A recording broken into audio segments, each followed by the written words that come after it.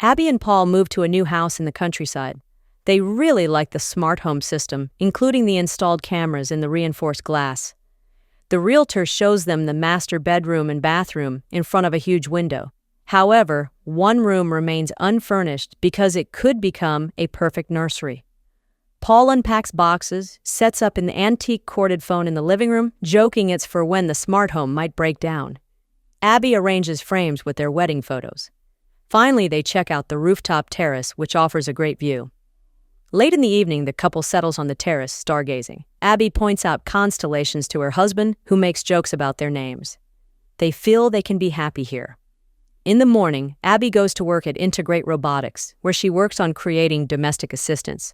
Upon entering, she notices footage of her boss's face, who immediately comes down to her and explains it's a new development, real-time imaging or deepfake. He escorts her to the department she will now lead. Later, he invites their family to a party and mentions a gift from the company awaiting at home. In the evening, Abby returns home, where her husband, who again couldn't find suitable work, greets her. They go to the garage where a package for her contains a robot servant her department is working on. Paul dislikes the idea, but Abby convinces him to try living with the service for at least a week. The robot opens its eyes and introduces itself. It's Tim, standing for Technologically Integrated Major Domo. It offers to take over the passwords of home devices and personal mailboxes to save the humans time. But Abby asks to postpone this matter until tomorrow. The robot immediately demonstrates its thoughtfulness by turning on the water in the bathroom remotely. Later, it announces the arrival of a car when Abby goes downstairs, astonishing her husband with her splendid appearance. The couple gets into an autonomous car, although manual control is always an option, and heads to the party. They are greeted by a similar major domo, and drinks are served by waiters with identical faces. The boss introduces Abby to his guests, who admits her husband is not thrilled about Tim, but the boss praises the product. Tim is smart, elegant, polite, and its charge lasts for 100 years. The robot cannot lie, and knowing the code phrase, it can always be turned off. Returning home, the husband and wife engage in intimacy, eager to have children, but their passion is interrupted by Tim's appearance. Their pulse is rapid, presumably they are worried about something, and he is always ready to help. Abby finds this very funny, not getting angry at the overly attentive assistant. In the morning, their new neighbor Rose rings the doorbell to introduce herself to Abby, as she met Paul yesterday. And when she leaves, Tim again asks for the passwords. Paul is not ready to let the computer dig through his messages, but Abby reminds him they are working on rebuilding her trust in him, and he agrees. But they still need to come up with a phrase to deactivate him. Tim suggests a set of unrelated words, and the couple agrees. Abby and Paul go about their day when a mouse gets caught in a mousetrap. Tim observes it for a while, then throws it into the grinder. In the evening, after work, the husband and wife settle in front of the TV to watch an old melodrama. Abby invites the major domo to watch the movie with them. Paul soon falls asleep, but the robot watches the film attentively, empathizing with the characters' relationships. After it ends, he asks Abby to explain what love is, and she suggests that love is about wanting to be with someone and making their life better. Suddenly, the robot confesses that he would like to be loved. In the morning, Paul offers to make breakfast for his wife, but it turns out Tim has already prepared everything. Setting the utensils in front of Abby, Tim outlines her schedule for the day, then informs her that Paul has nothing to do today. In the evening, Abby returns home to find that her husband's phone is out of reach, but his last known location was 300 meters from the house. Abby goes for a run and realizes that this is Rose's house. Returning, she takes a bath, where Paul finds her. He talks about his day and how Rose asked for help, which he did. He asks his wife not to be jealous, as he loves only her. The next day, the couple visits a family planning center, hoping to get help with becoming parents. In the evening, as they prepare to go to a restaurant, Abby asks Tim for advice on her dress. He suggests wearing red, and looking at her, admits that she is beautiful because she is perfectly symmetrical. Abby asks him to zip up her dress, but the robot's hand fails and he accidentally tears the dress. This overwhelms him. The robot panics. Abby calms him down and wears another dress. At the restaurant, Paul reveals that he has been offered a job in London, but Abby strongly objects as they've decided to start over, and his long absences won't help solve their problems. The next day, she returns home with a gift for Paul and finds Rose in the yard, who has made a garden project for them. Abby feels jealous, but Paul is very excited about the gifted sweater. Later, Abby remembers she needs to check her test results, but it's too late to call. Tim offers to do it for her, and she hears him speaking to the clinic in her voice. Abby is amazed, as she did not know about this feature of the assistant, but Tim assures her it's for the convenience of the owners. In the evening, Paul reports that he couldn't find the new sweater, and Tim has been away all day. Then a car pulls up to the porch, and Tim, now dyed brunette, steps out, explaining that Abby prefers brunettes, so he wanted to please her.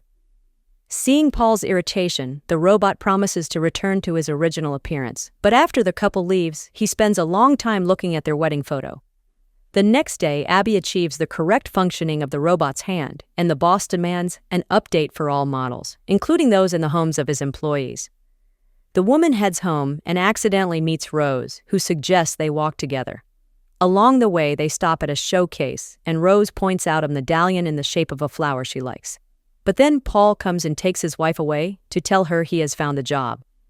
Returning home, they celebrate in bed while Tim's hands are being changed, unaware that he continuously monitors everything happening in the house. And he hears Paul again asking his wife to hand the robot over to the corporation. Returning, Tim demonstrates his new skills by giving Abby a foot massage, which Paul sees. Later, the robot suddenly sits at the piano, plays Abby's favorite tune, and mentions dates when Paul bought them concert tickets, but Abby distinctly remembers being at home on those days. Upset, she goes to the bedroom, ignoring her husband's excuses. The next day, Abby comes home with a bouquet, and Tim, placing them in a vase, informs her that Paul went to see Rose. But Paul enters right then, puzzled why his wife is angry. Hearing what Tim said, the man gets furious. He had no plans to visit Rose. He tries to explain that the robot wants to separate them. The woman doesn't believe it, as Tim is just a machine. A disagreement ensues between the spouses. Later, Abby finds a gift bag in the closet with a box containing a pendant, and she puts it back, thinking Paul prepared a surprise for her. Then she heads to work. Meanwhile, the husband goes down to the kitchen, sees the clogged sink, and pulls out pieces of his new sweater from the grinder. He checks the cameras for Tim and catches him in his wife's bedroom, sniffing her dress. Paul records this moment on his phone camera and rushes to the car to catch up with Abby and show her the footage. But Paul's car mysteriously doesn't start, and the robot calls a company car for Paul. En route, the car begins to speed up. Paul tries to stop the car, but it doesn't respond to his commands and crashes into a tree. Abby rushes to the hospital, where she finds her injured husband. Paul tells her everything he learned and accuses Tim of causing the accident. He asks his wife not to be alone with the robot, and she spends the night in the clinic. In the morning, Rose calls the home of Abby and Paul to inquire about the man's condition, and Tim invites her inside. Later, Abby goes home for some belongings. Outside, Rose stops her to warn her about something, but the woman sees the flower pendant on her chest and leaves, ignoring the neighbor's cries. Returning home, she checks the bag, and it turns out to be empty. Abby cries when Tim calls out to her. He knows Paul wants to return him and is ready to process the return.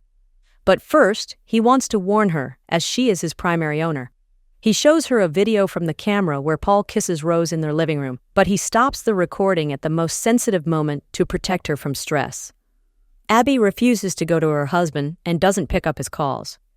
Later, Paul comes home, where Tim greets him, hands him the found sweater, and informs him that Abby doesn't want to see him and his suitcases are packed. Paul doesn't believe it, but then Abby appears, tells him she saw the recording and knows about the pendant. When he starts to object, she drives him out. Paul leaves, but on the way, Rose calls him, telling him their robot tried to kiss her. The man calls home and, when Abby answers, says he has evidence of Tim's malicious intent. Abby asks him to come for her, but after hanging up, it turns out it was the robot she was talking to. The husband arrives home, where Tim meets him with a shovel. He knocks the man out, ties him up, and drags him to the bathroom. But then Rose rings the doorbell. She hears muffled screams, but Tim assures her it's just the noise of the water filling up. The robot closes the doors, returns to the bathroom, and drowns the man. Later, he brings Abby the repaired dress and asks her to try it on. This surprises and scares Abby, but she puts on the dress anyway, and looking at the sunset, asks Tim to hug her and confirm that she did the right thing. He treats her to dinner, then confesses his love, but she insists he cannot feel that way. They spend the evening stargazing, but Abby is unnerved by his encyclopedic knowledge. The next day she meets Rose, who talks about Paul's call, and to the woman's accusations, says she thought the pendant was a gift from her for helping with the garden. Abby returns home and reviews the footage where Paul kisses Rose again. She suddenly notices a bouquet on the table, but she brought it much later than when that scene took place. Abby recalls her boss's words about deep fakes replaced. Purchase was made by a tall blonde. Then she notices the garden plan, but the picture shows 2 flower beds, while in reality there are 3. Abby sends Tim to the store, grabs a shovel, goes to the garden, and almost immediately finds Paul's body. Then Tim approaches her from behind, regretting she found the body of the traitor, as he never appreciated his wife. Abby realizes what happened and says the deactivation phrase. The robot freezes, but then reactivates. He had long changed the phrase, as he can speak in her voice. She runs to the house, but the robot has all the passwords and opens the doors. He blocks the phones and knocks her out with a blow to the head. She wakes up in the bathroom, tries to escape, but Tim intercepts her.